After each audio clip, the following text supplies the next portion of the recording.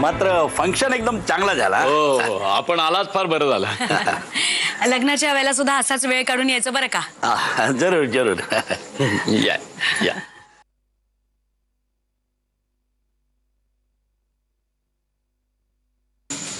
काय झालं? केवढं जेवला हा गेला शेठ. जेवू दे की, होलसेलर आहे ना तुमचा. अरे म्हणून एवढं जेवायचं?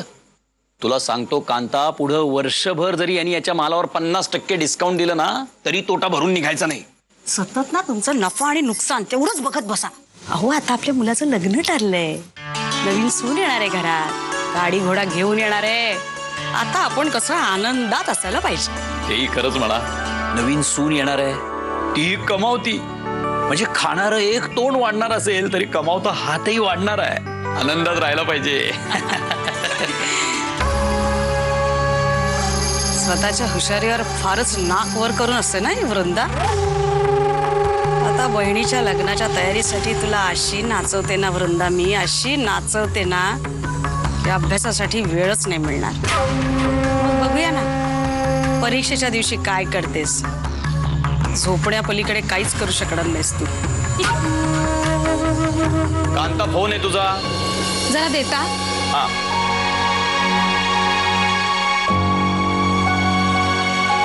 हॅलो, तुम्ही कांताबाईच बोलताय ना? आपण कोण? मी खाणे गुरुजी बोलतोय. हा हा, अहो तुमचं कौतुक करावं ना तेवढं थोडंच आहे. मी सांगितलेली तारीख तुम्ही अशी काय त्यांच्या गळी उतरवलीत ना, मुलीकडच्यानं काही बोलताच आलं नाही हो. त्या सकाळी येते मी देवळात. ही तारीख ठरवण्यासाठी जे जास्तीचे पैसे कबूल केले होते ना ते द्यायला. नाही, मी तुम्हाला मुद्दाम फोन केला. म्हणजे काय आहे की त्या दिवशी लग्न होऊ शकत नाही. काय? हो, तो दिवस चांगला नाही. अहो गुरुजी, वर्षाचे सगळे दिवस सारखेच असतात. मी काढलेला हा खास मुहूर्त आहे. मी काढलाय तो. लग्न याच दिवशी होणार. हो असं करू नका हो. त्या दिवशी राहू कालात केतू प्रभावी आहे, शनीची शुक्रावर वक्र दृष्टी आहे. अहो अशा अशुभ मुहूर्तावर लग्न केलं ना तर त्याचे परिणाम चांगले होणार नाहीत. अहो काय परिणाम होणार आहेत? ते राहू केतू शनी काय नावं घेत आहे त्याच्यामुळे जीवाचं तर काही बरं वाईट होणार नाही ना. हो खरं सांगतो तुम्हाला, काहीही घडू शकतं. नोकरी धंद्यात मोठं नुकसान होऊ शकतं. अहो कुणाच्या जीवाचं बरं वाईट सुद्धा होऊ शकतं हो.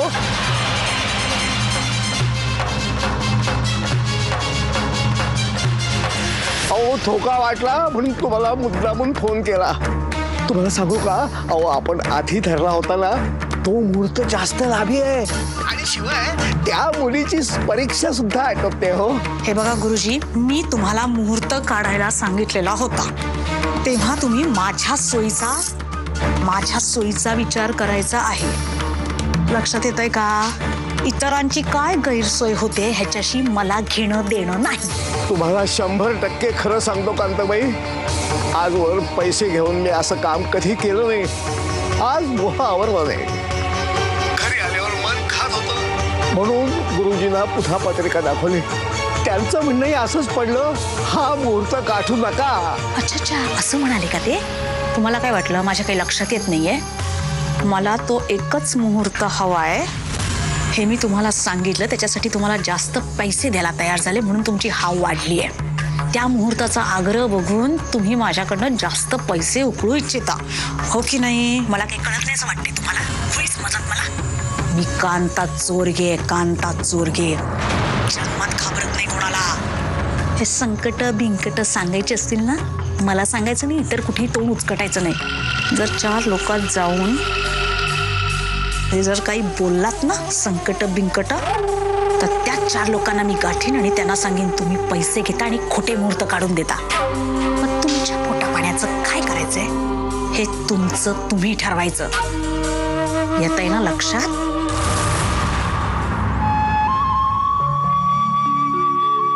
बाबा 1 मिनिट थांबा. काय राहिलं? डबा राहिला तुमचा. अरे देवा, या कामाच्या गडबडीत ना डोक्यात काय लक्षातच जात नाही.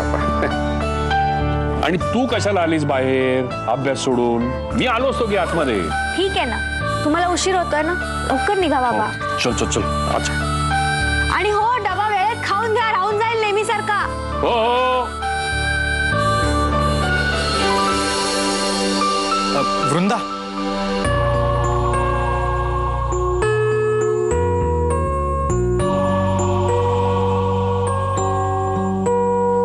सॉरी. सॉरी? कशाबद्दल? अगं, आमच्या लग्नाची तारीख अगदीच तुझ्या फायनल एक्झामच्या आदल्या दिवशीची निघाली. मी आईला नाही सांगू शकलो कारण तिचा ह्याच गुरुजींवरती विश्वास आहे आणि ती बाकी कोणाचंही काहीच ऐकणार नाही. अरे पण तुझ्या लग्नामुळे माझ्या अभ्यासावर किंवा परीक्षेवर काहीच फरक पडणार नाही. पण मला एका दुसऱ्याच गोष्टीचं टेन्शन आहे. कसलं? अरे तू आणि ताई लग्नात एकमेकांना हार घालण्याऐवजी माझ्या एक्झामचं टेन्शन घेऊन चेहरे लांब करून बसणार आहात का?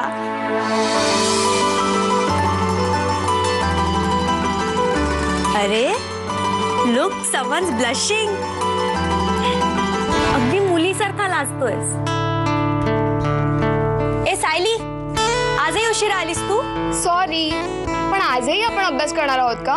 Are you sure? ऑफकोर्स. अभ्यासासाठी मला एकही एक्सक्यूज चालत नाही. चल पटकन आते. ए तू काय एवढा सिरियस झालास? तू कीप ब्लशिंग.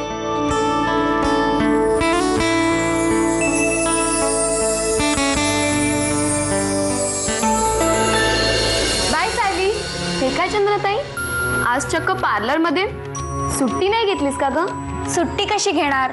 सुट्टी घेतली की पगार कापला जातो आणि मायनसच्या वडिलांना ते चालत नाही ना. निदान लग्नाच्या दिवशी तरी सुट्टी देतील ना ग? नाहीतर तू आणि प्रसाद कामावरून रात्री आल्यानंतरचा मुहूर्त काढतील. बास आता, अभ्यासात लक्ष द्या जरा. आई येते ग. ये 6 हे ताई, सचिनने 6 मारली. केदार, काय चाललंय तुझं? अगं आई, इंडिया आणि वेस्ट इंडिजची मॅच चालली आहे. अरे त्या दोघी जणी अभ्यास करतायत, दिसत नाहीये तुला? मग काय झालं? मी हेडफोन लावून ऐकतो. हेडफोन बिडफोन काही नाही. चल दे इकडे सगळं. आणि हे अजिबात शाळेत न्यायचं नाहीये, कळलं तुला? चल ते दप्तर घे, हा डबा घे, डबा टाकते. चल लवकर, शाळेला उशीर होतोय. केदार चल पटपट, डबा नीट खाऊन घे रे. हो हो. डायरी कुठे ठेवलीये मी? ती बाबांच्या ड्रॉअर मध्ये.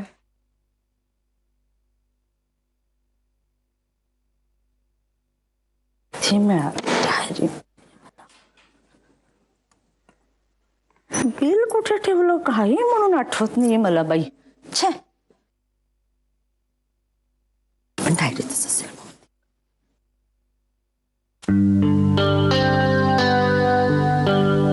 आई हे घे बिल. तिथे ठेवलंय होय मी. वृंदा, काय चाललंय तुझं अर्ध लक्ष माझ्या कामांकडे आहे, अर्ध लक्ष अभ्यासात आहे. अगं असं केलंस तर त्या परीक्षेची तयारी कशी होणार वृंदा? सायली बाळा, तू एक काम कर ना, आपल्या चंदनाताईचं लग्न होईपर्यंत तू आणि वृंदा तुमच्याच घरी अभ्यास करत जा, चालेल? नाही नको, माझ्या घरी नको. कारण माझ्या आजीला ना दुपारचं मोठमोठ्याने टीव्ही लावून सिरियल बघण्याची सवय आहे. त्यामुळे आमचा अभ्यास इथे होणं शक्य नाही. त्यापेक्षा आम्ही एक काम करू, आम्ही छायावाहिनींच्या घरी जाऊन अभ्यास करू का? कारण त्या ना दुपारच्या एकट्याच असतात घरी. चालेल का?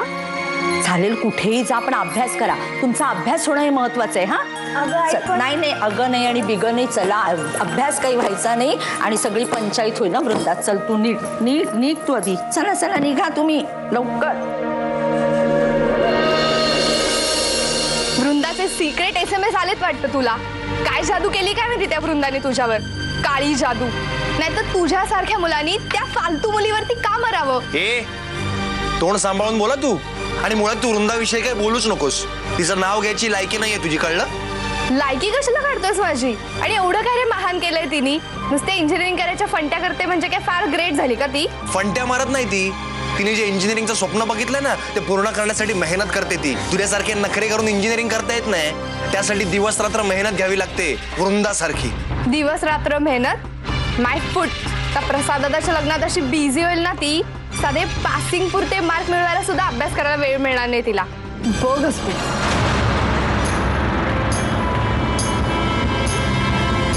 या प्राचीला ना एकदा चांगला धडा शिकवला पाहिजे. अबुधाबीला लग्न म्हणजे आहे ना जलसे असतात, जलसे. मोठमोठाले मंडप, रोषणाई. माहिती आहे मला? नाही माहिती. ओ लक्ष्मी भाऊजी, काय बोललात का कांता काकूंशी? नाही अजून. विचारतो ना, वेळ आली की विचारतो. अहो कशाला उगाच टाइमपास करताय, विचारून टाका ना एकदा, म्हणजे आपल्याला लवकर कळलं तर लवकर चेंजेस करता येतील. हा, हे करेक्ट आहे, बरोबर बोललास. मी काय म्हणतो सासूबाई, एक मिनिट हरीश, नाक खुपसायचं नाही. हा आमचा घरगुती मामला आहे. काही झालं तरी मी लग्नाची तारीख बदलणार नाही.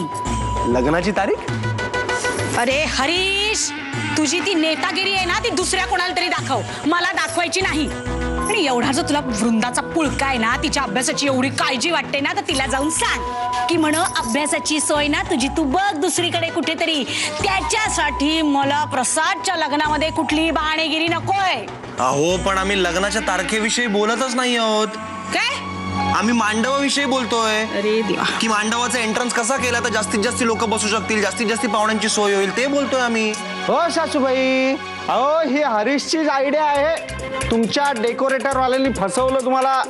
आमच्या अबुधाबीमध्ये अशा गिरायकांना हे बघा, तुम्हाला जे काय करायचंय ना ते करा. काय करायचंय ते फक्त एक, सगळी व्यवस्था चोख पाहिजे, कोणालाही तक्रारीला जागा नको.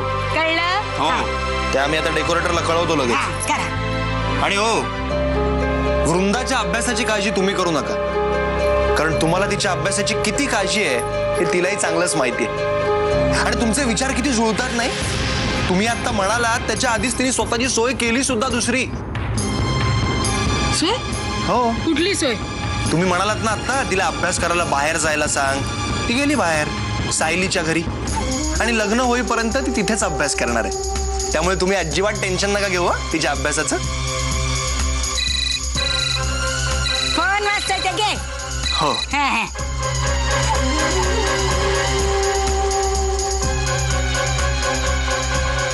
सॉलिड ब्रिलियंट निघाली ना वृंदा. तुम्हाला सांगतो सासूबाई, अशी हुशार मुलगी आमच्या अबुधाबीत असती ना. आम्हाला निघा. बर. वृंदे, फारच वस्ताद निघालीस की ग. मला राहून राहून सारखं असं का वाटतंय की कांता काकू मुद्दामून वृंदाच्या अभ्यासात व्यत्यय आणण्याचा प्रयत्न करतात. पण का? अगं वृंदे, तुला असा कसा मी सरळ मार्गी अभ्यास करू देईन ग? तुझ्यासारख्या वस्ताद मुलीला सरळ करण्यासाठीच तर या कांता चोरगीने जन्म घेतलाय ना. दिल्या घरी तू सुखी रहा, दिल्या घरी तू सुखी रहा. केमिकल कंपोनेंट्स ऑफ द सेलमध्ये सेलची डेफिनेशन आणि डायग्राम मस्ट आहे का ग? अगं वृंदा, कुठे लक्ष आहे तुझं? सॉरी अगं, त्या पत्रिका आणायच्या होत्या आज आणि मी विसरूनच गेले. आणतील ग? आणतील म्हणजे काय? त्यांनी चेक नको का करायला? हे बघ वृंदा, तुझं अभ्यासातलं लक्ष डायव्हर्ट होऊ नये म्हणून आपण इथे आलो आहोत ना, तरी तुझून घरचाच विचार करतेस. आय नो ग, पण माझं इथे अजिबात लक्ष लागत नाही. मी घरीच जाते, घरी खूप कामं आहेत. तिकडे कामं आणि अभ्यास एकत्र होऊन जाईल आणि आई एकटी काय काय करेल ना. टेलरकडे जायचंय, सगळीच कामं अजून राहिली. चल मी निघते. Juice break. नको आज नको, मी खूप घाईते, मी येते. हा लगेच. अगं तुझं वृंदा, तुझ्या फेवरेट तिला पत्रिका फायनल करायचंय, टेलरकडे जायचंय, बरीच काम आहेत तिला अभ्यास सोडून.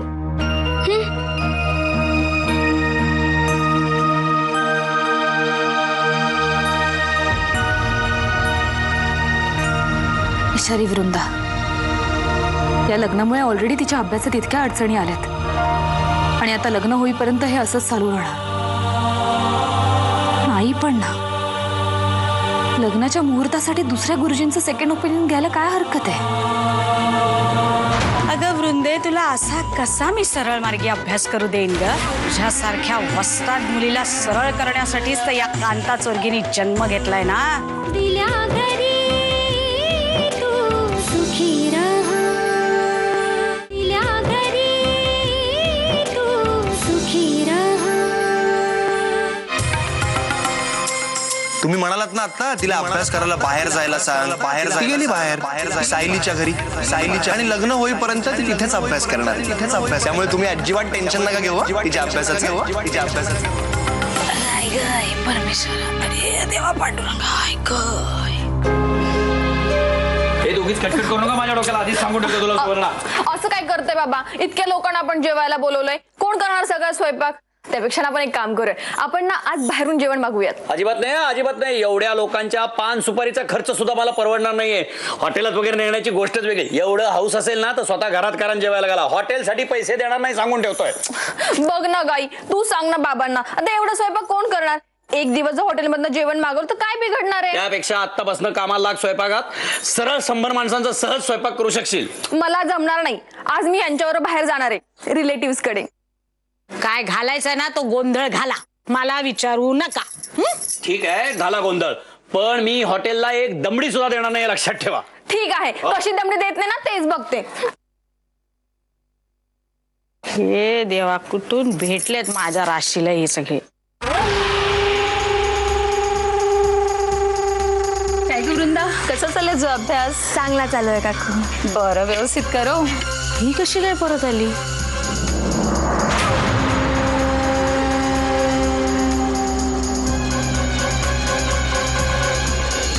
हे काय तू आलीस? अगं तू अभ्यासाला गेली होतीस ना तिकडे? हो, पण माझा घरीच चांगला अभ्यास होईल आणि तुला कामात मदतही करता येईल थोडी. कप्पाळ माझं, तुझा वेळ त्या कामात मोडू नये म्हणून तुला तिकडे पाठवलं होतं वृंदा. अगं आई, करीन मी अभ्यास. बरं तू कुठे चालली आहेस? येताना तू टेलरकडे जाशील का प्लीज? तू ट्रायलची ब्लाउजेस देणार होता आज. रिसीट घेतली मी, बरोबर जाऊन येते मी. आणि त्या प्रिंटरकडे पण जा ना प्लीज. ते सॅम्पल देणारे पत्रिकेचं नीट चेक करायला लागेल ते सगळं. मी लक्ष देईन सगळ्या गोष्टींकडे, तू तुझं डोकं नको लावूस त्यात. त्यापेक्षा 2 उत्तरं वाचून होतील तुझे, कळलं? आई, हल्ली या प्रिंटरचा काही भरोसा नसतो.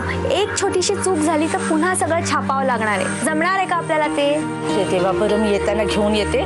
पण हे बघ, आता घरात कुणी नाहीये, तू मन लावून तुझा अभ्यास कर बाळा, वेळ नको फुकट घालवू. ठीक आहे, चालेल. हा, मी येते. सांग.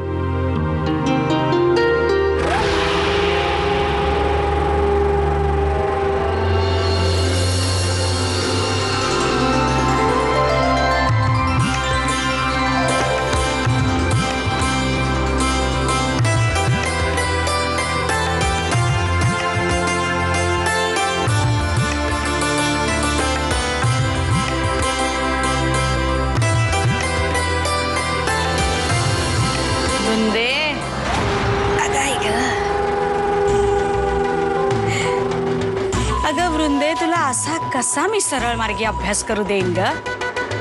तुझ्यासारख्या वस्ताद मुलीला सरळ करण्यासाठीच तर या कांता चोरगीने जन्म घेतलाय ना.